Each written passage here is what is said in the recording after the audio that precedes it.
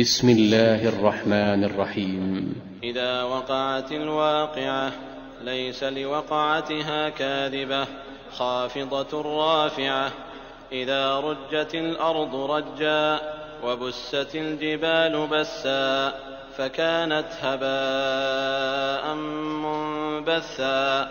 وكنتم أزواجا ثلاثة فأصحاب الميمنة ما أصحاب الميمنة وأصحاب المشأمة ما أصحاب المشأمة والسابقون السابقون أولئك المقربون في جنات النعيم. ثلة من الأولين وقليل من الآخرين على سرر موضونة متكئين عليها متقابلين. يطوف عليهم ولدان مخلدون بأكواب وأباريق وكأس من معين لا يصدعون عنها ولا ينزفون. وفاكهة مما يتخيرون ولحم طير مما يشتهون وحور عين كأمثال اللؤلؤ المكنون جزاء بما كانوا يعملون. لا يسمعون فيها لغوا ولا تأثيما إلا قيلا سلاما سلاما.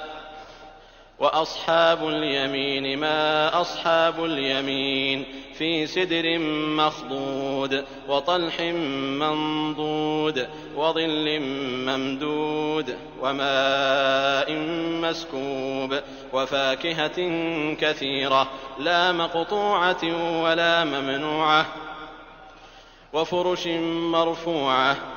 إنا أنشأناهن إنشاء فجعلناهن أبكارا عربا أترابا لأصحاب اليمين. ثلة من الأولين وثلة من الآخرين.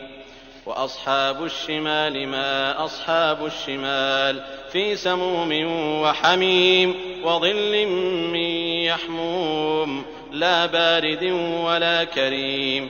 إنهم كانوا قبل ذلك مترفين وكانوا يصرون على الحنث العظيم. وكانوا يقولون أئذا متنا وكنا ترابا وعظاما أئنا لمبعوثون أو آباؤنا الأولون. قل إن الأولين والآخرين لمجموعون إلى ميقات يوم معلوم. ثم إنكم أيها الضالون المكذبون لآكلون من شجر من زقوم فمالئون منها البطون فشاربون عليه من الحميم فشاربون شرب الهيم هذا نزلهم يوم الدين. نحن خلقناكم فلولا تصدقون. أفرأيتم ما تمنون أأنتم تخلقونه أم نحن الخالقون. نحن قدرنا بينكم الموت وما نحن بمسبوقين على أن نبدل أمثالكم وننشئكم فيما لا تعلمون. ولقد علمتم النشأة الأولى فلولا تذكرون. أفرأيتم ما تحرثون أأنتم تزرعونه أم نحن الزارعون. لو نشاء لجعلناه حطاما فظلتم تفكهون. إنا لمغرمون بل نحن محرومون. أفرأيتم الماء الذي تشربون أأنتم أنزلتموه من المزن أم نحن المنزلون. لو نشاء جعلناه أجاجا فلولا تشكرون.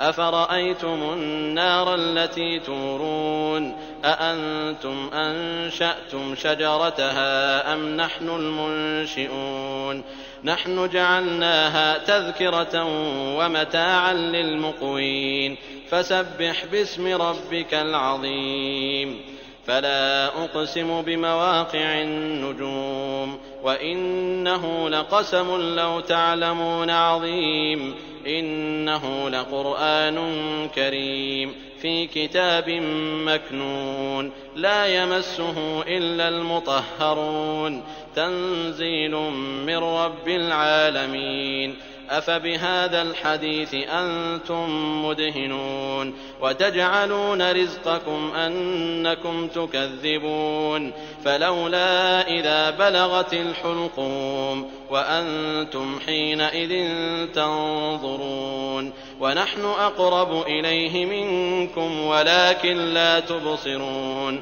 فلولا إن كنتم غير مدينين ترجعونها إن كنتم صادقين فأما إن كان من المقربين فروح وريحان وجنة نعيم وأما إن كان من أصحاب اليمين فسلام لك من أصحاب اليمين وأما إن كان من المكذبين الضالين